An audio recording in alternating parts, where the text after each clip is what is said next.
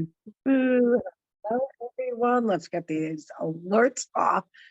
It's one of the pet peeves I have with Zoom. But anywho, good evening, everyone. It is Triumph Tuesday. This is Carroll-Sue, aka Naughty Boss, live with two Sisters. Hey, good evening, everyone. Triumph Tuesday, February 28th, the last day of the month.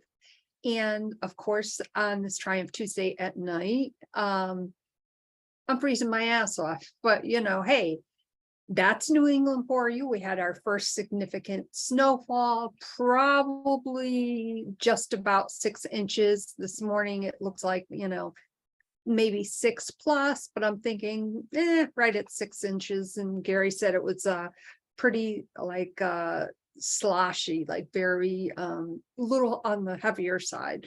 But he does really good with the snow blower and the snow removal. So everything went was very fine. And of course he tried taking the monster out and had his little booties, and that did not work out too well. So no, I would imagine that it did not, because let's face it, the monster has a mind of his own, and he's tiny, and going out in the cold is not one of his shining moments, let's just say.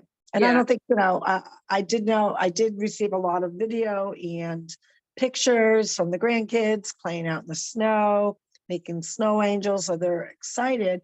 They're also excited because this is like the second, what I say, storm. Like you said, it wasn't a very big storm, but it's the first significant snow. And not that it's a lot, but significant that it's measurable, which means that they can go sled riding and play in the snow. So what kid doesn't like that?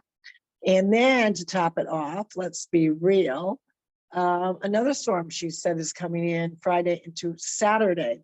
So it's kind of funny. It's kind of the Ides of March playing tricks on everybody. And that sometimes happens. You get a typical winter season, and it's not so typical where you don't, really, you've only had a few snow flurries here and there, a coating, but nothing measurable. So I'm glad for the kids that they, get to do those fun outdoor activities that only winter can provide. Me being in my sleeveless top, yeah, I am not missing the snow, although I do enjoy the pictures. And the one thing I do love about the winter is that really fresh, blanket of snow.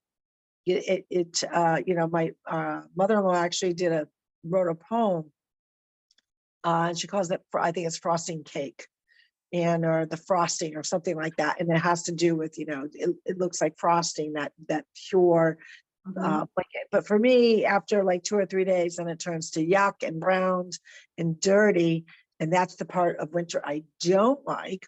And then, of course, when you're talking about, as you said, it's slushy, you get to those times where sometimes the temperature drops, so all the slush gets hard, and then, creates very dangerous situations for a lot of people, slippery conditions. And if you don't have good footing, you could really injure yourself. So that's the part of winter I dislike.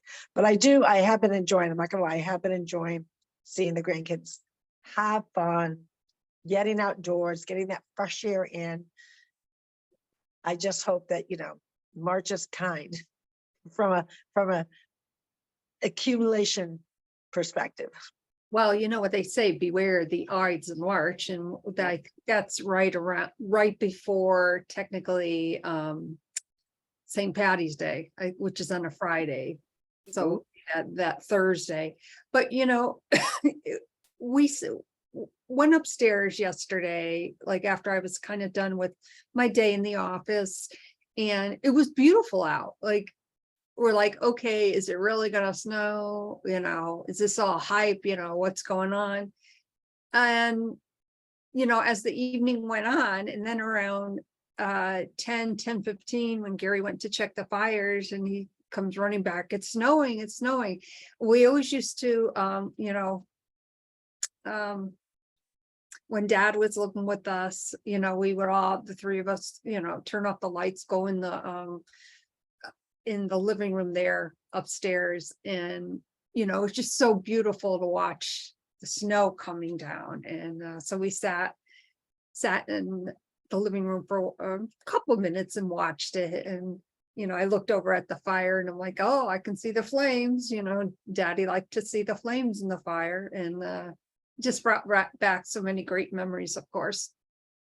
Oh, yeah. I mean, that's the cool thing about the winter season, just like any season. I mean, you associate it with a fond memory, whether it's a holiday, whether it's the weather, whether it's that kind of curl up on the couch weather, you know, enjoying a good fire.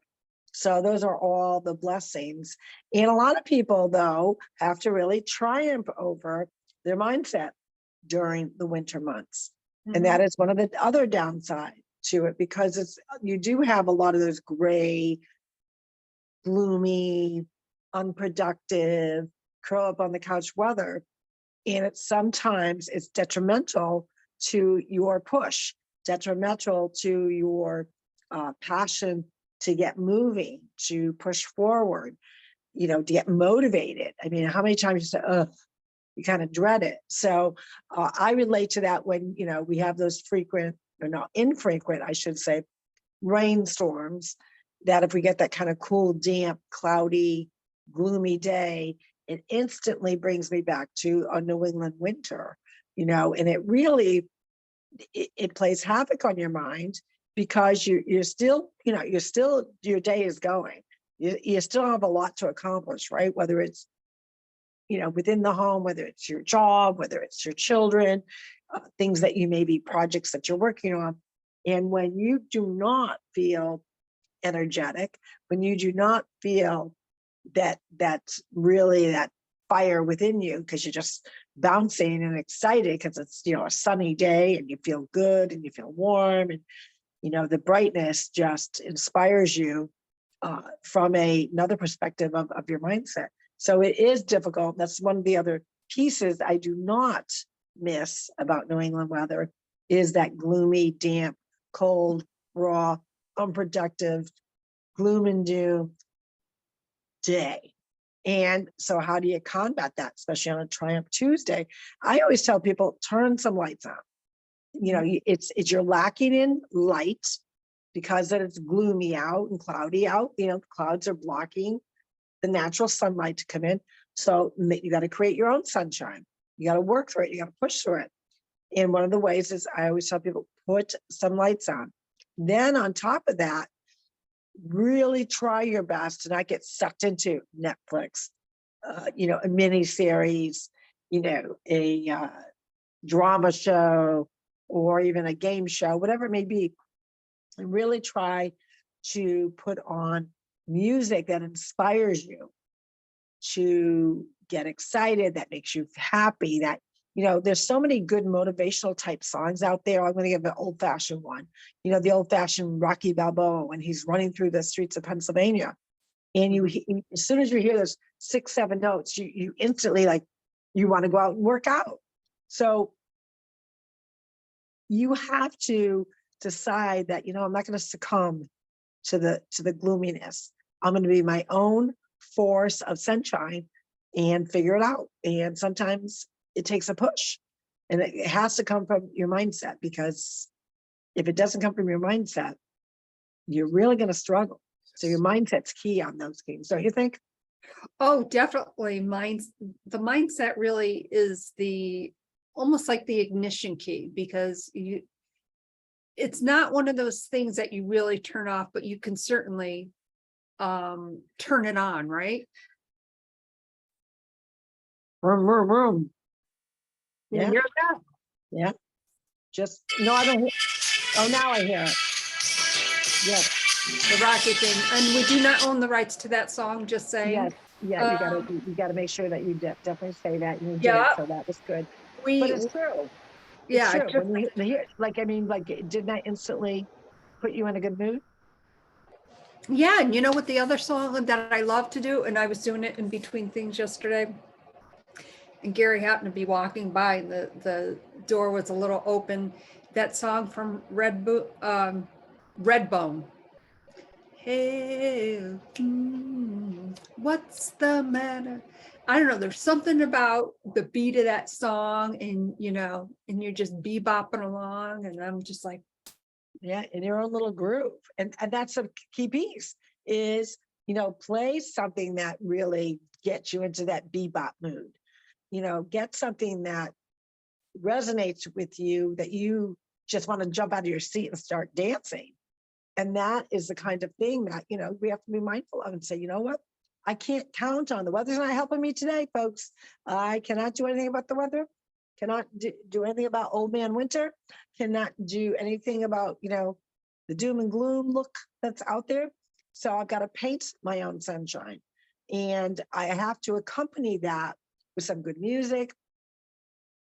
And there's so many avenues to get that good music from your devices, obviously.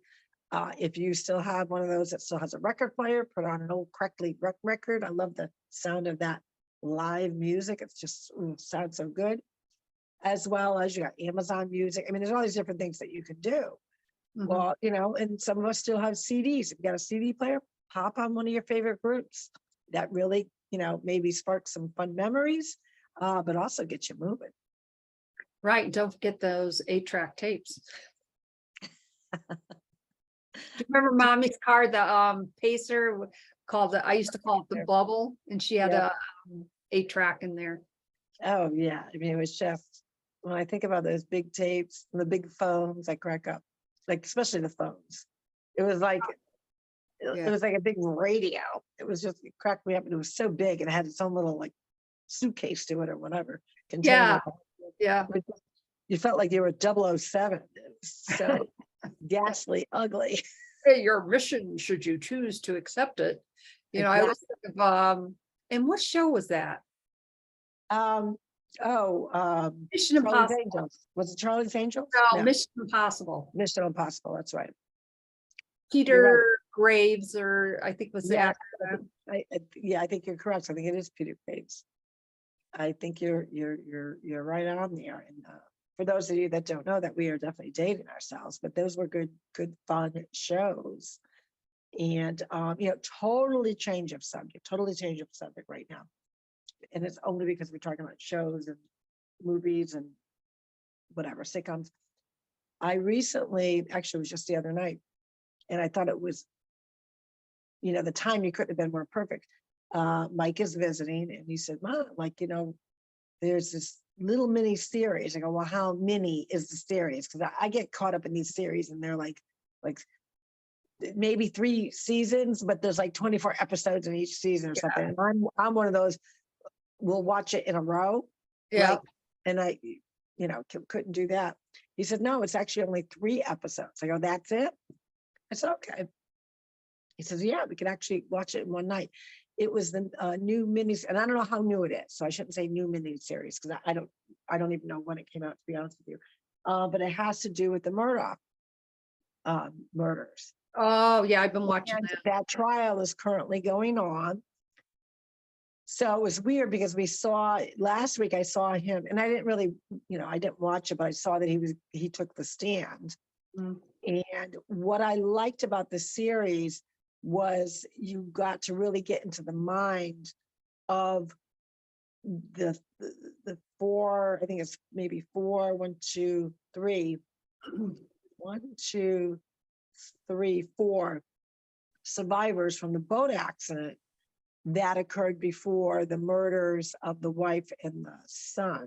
And the son who was murdered, who was Paul, was also at charge previously for, I think it was vehicular homicide, possibly. I don't know exactly the charge, but he had an issue with alcohol, and he was riding a boat with his girlfriend, who I guess he didn't treat very nicely. And she's one of the ones that they continually interview, as well as another girl and her boyfriend, and then a boyfriend of the girl that once he hit the bridge, the girl hit her head and then ended up drowning, and took close to a week to find her. And, to hear the boyfriend kind of relive it, because I want to say this happened maybe when they were around 16, 17 years old, and now they're like around 20. And, he said, there was no doubt in my mind, this would be the girl that I was going to marry. He absolutely loved her. He was so frustrated with his friend. because they begged him, and they actually talk about his background and his mindset. And he was obviously not into a very healthy lifestyle. He came from this very affluent family with a lot of money. They a family business of a law firm. And they encourage, and I don't say they encouraged, because I don't know, I wasn't there, but they allowed a lot of underage drinking. And this young man would kind of con his way. If he got into a situation where he was speeding or driving under the influence, he would call his dad or the grandfather, and they would basically own the town with connections of police and judges and all that stuff. So this kid, sadly going through life, his grandfather and father were a fixer for him. Well, comes to find out with this series, and they continually interviewing the boyfriend who's left behind, and the best friend. So there's 3 girls, but 2 of them were super close since kindergarten. And you just see, how their lives are forever changed, and the struggle, of really getting their lives back in order, knowing that all this occurred. You actually get to see live footage at the time, video footage of her last hours when they were on a dock and they went to some bar. Again, fake IDs, the whole 9 yards, and the consequences of choices that they all kind of obviously regret the choices that they made, and it was in their ability to change them. They knew what they were doing was wrong, and yet no one put the brakes. No one triumphed over just saying, you know what, I don't care that he's going to get pissed off at me. I'm going to say no. And they obviously very much regret a lot of decisions that they made, but you could, just feel the pain and the sorrow of how they're going to really, and they're still struggling. They haven't triumphed over yet that hurdle of all these emotions. But then the series continues to some other unresolved, suspicious deaths, one being the Murdaugh's housekeeper, later to find out, and I guess it came out in the actual trial that's going on, that he had took out insurance policies or something to do with the housekeeper, and they never saw her children never saw a dime of this money, didn't even know about these policies, and he ended up getting all the money. Then there was another very suspicious death on a street. I don't know if it was car related. It had something to do with somebody changing a tire. And then, of course, the big trial that's actually, besides the Molly, I think her name was Molly, I don't remember her last name, her death, the boating accident. And then to find out that son, Paul, is also one of the sons murdered along with the wife, and he's been charged, the husband. And the one thing out of it, and like I said, it's not a typically long series, but the one thing that really resonated with me was the ex-girlfriend of Paul Murdaugh. She had tried several times to break up with him. He was abusive. He wasn't, he's verbally, especially when he drank. They actually nicknamed him Tim when he drank, because he was like this totally different person. He was, mean and vicious. And she had broken up with him several times. And, that really, that torture of the mindset of somebody that's being abused and always going back to that person. So they interviewed her quite a bit. And when it came time for the police to investigate anyone that, quote, might have had a motive to murder Paul, the son, they obviously interviewed the ex-girlfriend and the friends, because obviously they had trauma with being his friend over obviously this bad boating accident, deathly boating accident. And she said, one of the things I told the police officer was, don't rule out Alex Murdaugh, the father. And through this whole series, you'll see many pictures of her parents being interviewed and pictures of her with Paul and the family and the dynamics. And she really gets into probably a piece of their lifestyle that the average person wouldn't really grasp, but they were part of that inner circle. But they were not, wealthy like this particular family, but from 16, 17, 18-year-old, well, actually probably 16, 17, maybe went from 14 to 16 perspective. Oh, hanging out with the cool house and, drinking with the parents, not a big deal, going on all these lavish trips. So I found it interesting that the ex-girlfriend, even though and even after the boating accident, that's when she said, I want nothing to do with you anymore. But even with that, and even the boyfriend who lost that poor girlfriend, Mallory, they said he did not deserve to die. He did not deserve to be murdered. Were they, still upset and really dealing with the loss of their friend and girlfriend? Absolutely. But they were so kind to the degree of, we would never, he was my friend. I wouldn't wish him to be murdered. Was I angry with him? My girlfriend died, but I would never wish him harm. I wouldn't wish him. So, and it really showed how at even a young age of wherever they're at, 20, 21 age group, that they had the ability and the tenacity to still learn to forgive, even in this piece of really traumatic experience that has forever changed all of their lives. So you can imagine the triumphing over, kind of getting over the tug of war feelings within not only your heart, but your head. Well, yeah, that's quite a very sensationalized case, and working in the legal field for as long as I have, and working on some pretty heavy cases, I was intrigued by watching it and saw witnessed his cross-examination, and I was just writing down some notes, and I really thought to myself, first of all, what a tragedy on all counts. It's just horrendous, absolutely horrendous.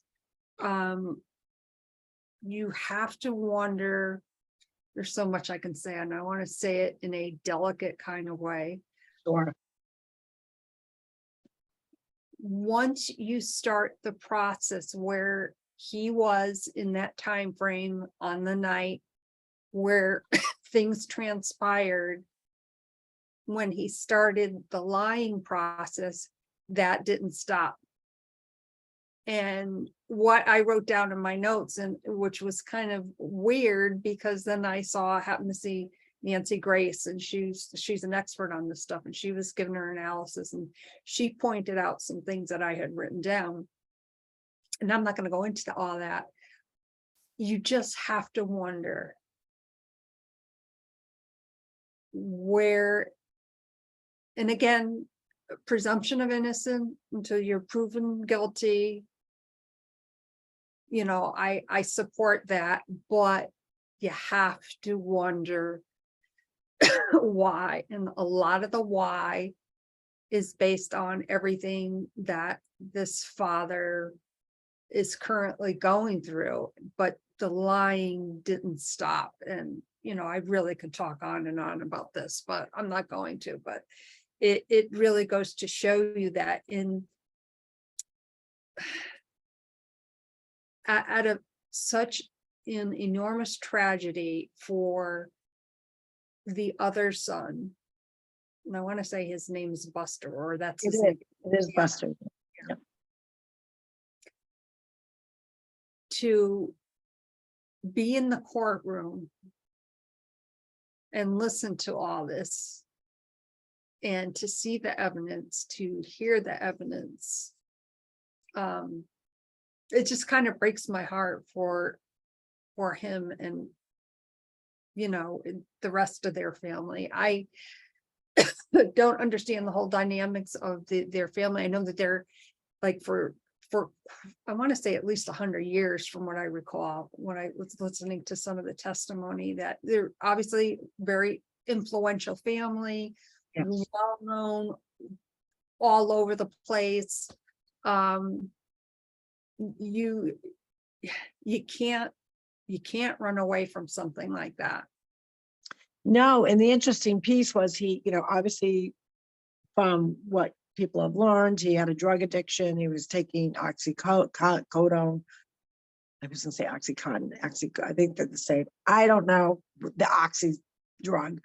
And what I found interesting enough about Buster and the father, because part of the Netflix series does have, because it's public record, when you talk to someone that's in prison, in jail, they automatically say, as soon as that phone call starts, that this call is being recorded. So they knew they were being recorded. And I'm trying to think of the right phrase, really nonchalant conversations about some serious things. One of them being, apparently Buster and someone else went to Vegas to do some gambling. And somebody took a picture of him, so it was out in public.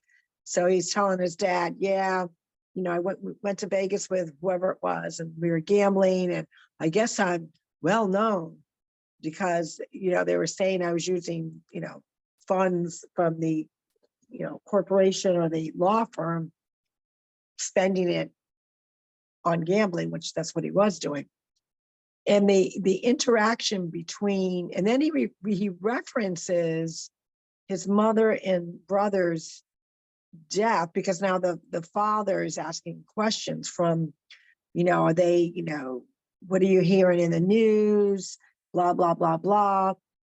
And so the son, Buster, makes a few statements regarding that, but he refers to the murders of his mother and brother as the homicides. It was very, very strange to me to hear a son talking to possibly the person that murdered your mom and your brother, who happens to be your father, and you refer to them as the homicides. So I thought that was odd.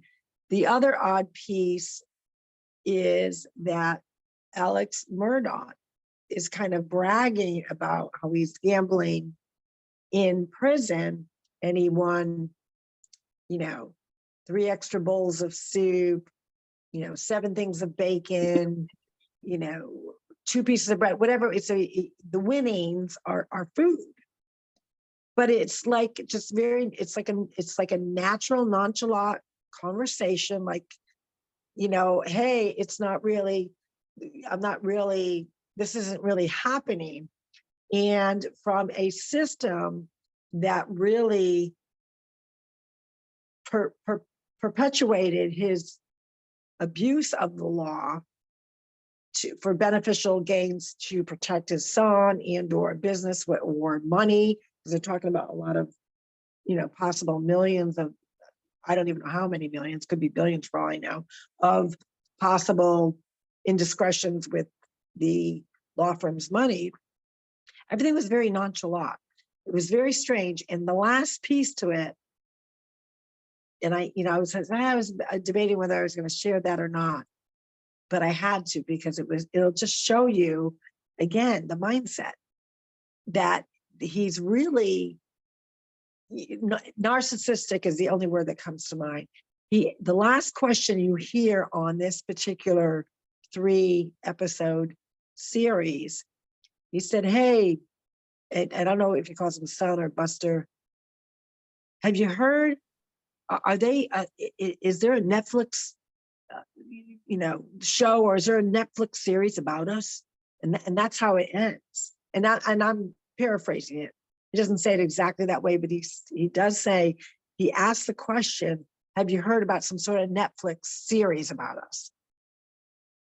That's what you're worried about, buddy? You're so it really gets you in his head to a certain degree.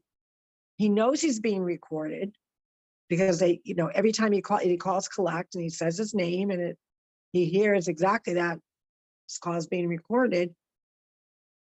And he just, like, there's no remorse, there's no sadness, it's just very nonchalant, like it's at a country club. Yeah, and in his part of his cross examination where he was getting very emotional, to a certain point, he did not know that they had this video that he refers to his son that passed as Papa, that there was a video, a clip of about 3 to 5 minutes on Papa's phone that puts him at the murder scene. Correct.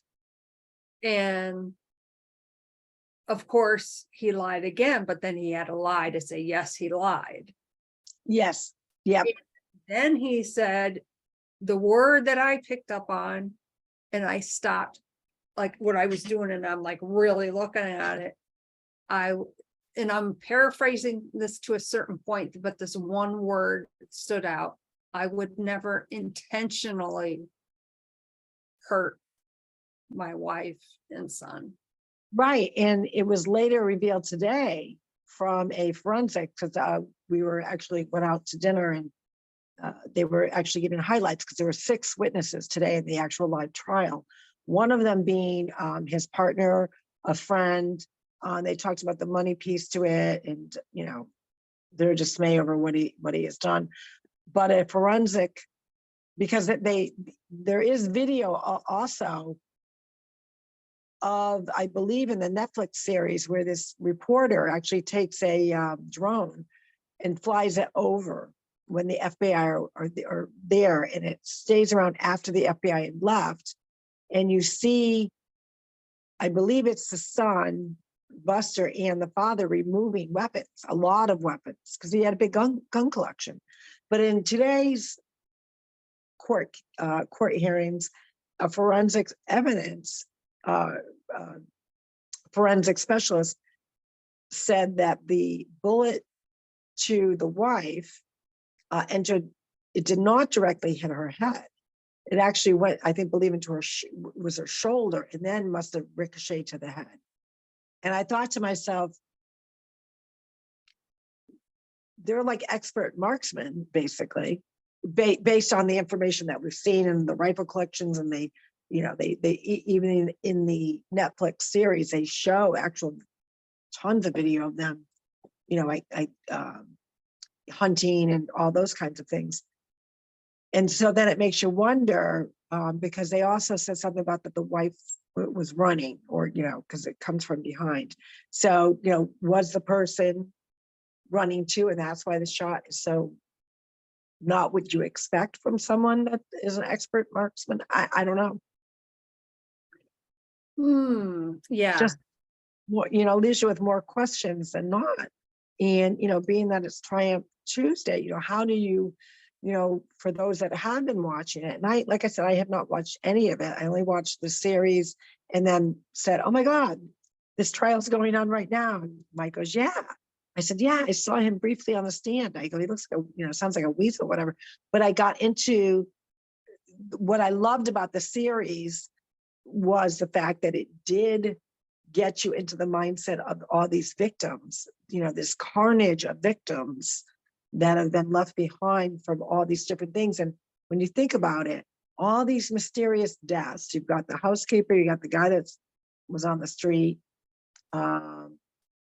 you have, the poor girl in the boating accident, and then you have the mother and the son who's accused of, charged with driving under the influence of the boat that killed the friend. Like, you cannot get any more, intertwined, and but a really crazy intertwined than that. And then you think about it, you say, well, what is the common denominator? So, it's I don't know. It's just, and how do you, like, again, I talk about that triumphing over these feelings. I feel so badly for those teenagers, 16 years old, and now they're, now really almost legal age, and what they've been through. So I continue to pray for them.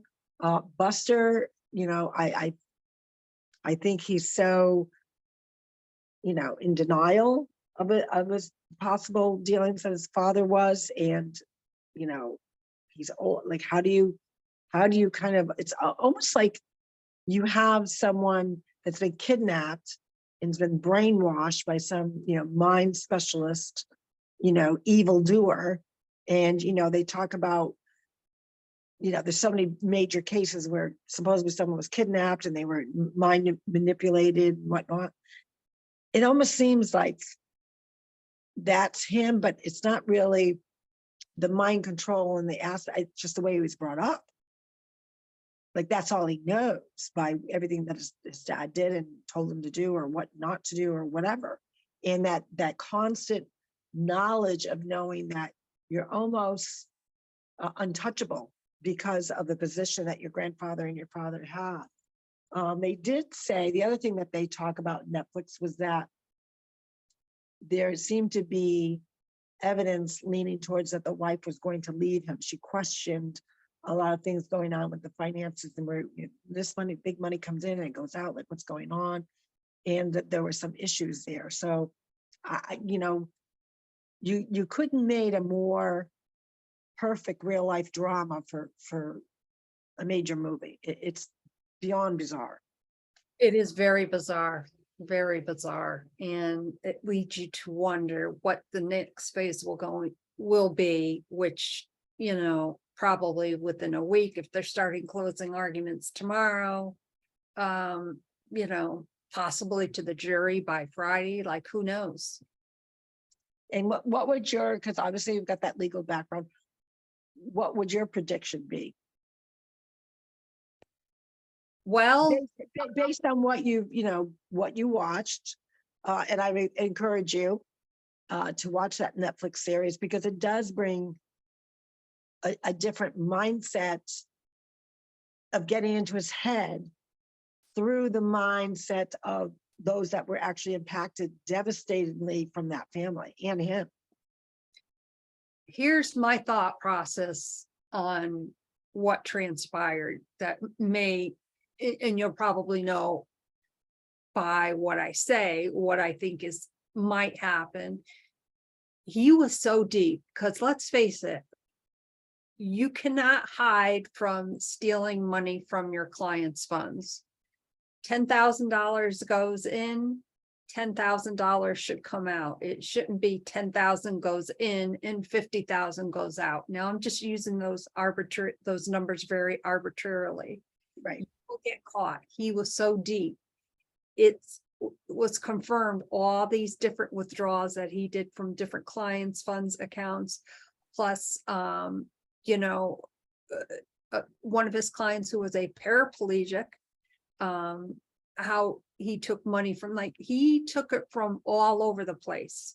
So now he has this alleged drug addiction. Well, he stated that, it's fact. That part isn't alleged. That's a fact. So he's in deep in so many different areas. He has a couple different life insurance policies on the wife worth millions of dollars. You can't run away from it. I think there's a real good possibility that he will be definitely in jail for quite a while. I think he was possibly very high when when the tragedy occurred. Personally, I think he's guilty as hell. And I think in some respects, it goes back to what he said, I would never intentionally. And maybe too, but based on what you're saying, the pressure of, maybe he felt the heat that, like, the walls were closing in on people finding out that he had, embezzled all these different funds. And, if he got rid of the wife and collected the money, he could kind of, funnel the money back in. You just don't know. I mean, you don't know. But I found him not to be credible from the little snippets I saw. But it even wasn't, like I said, the snippets that I saw of him or even followed the case. because I haven't. I've only seen little pieces of it. The Netflix series really just now, because of what I, heard and how I really saw these children, and they were children when it happened, 16, 17-year-olds, they're babies. They've got their whole lives ahead of them. Not only that, but to listen to the perspective of their parents and how he really, even when the boating accident occurred, he tried to like take control, like, oh, all these kids are my clients, and you have to talk to me. I was talking to the police, the hospital staff, and at one point, one of the parents said, you just got the feeling that he wasn't even concerned that Mallory was missing, because at that point they had found her. He was more concerned that, and they actually manipulated it to the degree that you weren't quite sure whether Paul was behind the boating wheel. Obviously, all the kids know he was, but he actually tried to manipulate the parents to make them believe that their son was behind the wheel. And then forensic evidence proved that there's no way he could, because his jaw was lacerated. He had some severe injuries by the way that he was projected from the boat to where he hit in the boat. The boyfriend was thrown over, his girlfriend was thrown over. He got up, and survived, and he kept going, diving in for the girlfriend. It's just, to hear the reenactment is just horrific. But the forensic evidence really pointed out that the other boyfriend, there was no way he was driving the boat. So when you hear, like I said, that side of it, of people that were very much connected to this family, and they give you such an insight of what went on with this family and the father, and especially the son, now I kind of want to watch the trial now. Of course, it's at the end, but I have a clear, even without watching all what he did, just getting some highlights of all the lies that he told. But their perspective to me was more impactful than anything that I saw in the little tidbits or highlights of the trial. So I encourage everyone, if you have not seen it, and that those are like those, a lot of people like those real life dramas. Here you go. It is a devastating one. But I would say that the Netflix series really did an excellent job with interviewing these kids. And, you really just, you can't help but, once it's over, to, imagine if that was your child, being a teenager and the last 4 years of this turmoil and heartache, how they will really hopefully heal at some point in their lives. And, it's just very sad. Very sad on all accounts. And on that note, of course, we will be back tomorrow morning for Wealth Wellness Wednesday. We need to come up with a question of the day, or maybe a combination one and do it tomorrow morning. Well, no, I think we got a question of the day that we could certainly do. Obviously we're talking about trying to triumph over these kind of mixed emotions of this, real life drama of devastation. My question of the day would be, do you think he did it? Wow. Yes, I do. Yeah. And like I said, I have not watched the trial. I do believe, like we all say, innocent until proven guilty. Right. For sure. But I would be surprised if he was found not guilty, put it that way. And folks, it's beyond a reasonable doubt. Although I think the prosecutor, he was definitely a pit bull, but I think he was lagging a little bit on some of his follow-up questions on from the responses that Murdaugh was offering.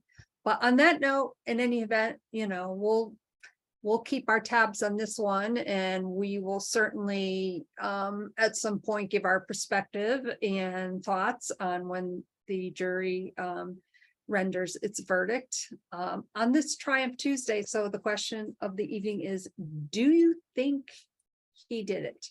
You can go to our website, www.TwoSistas.online, leave us a voice message or send us in one of those contact forms.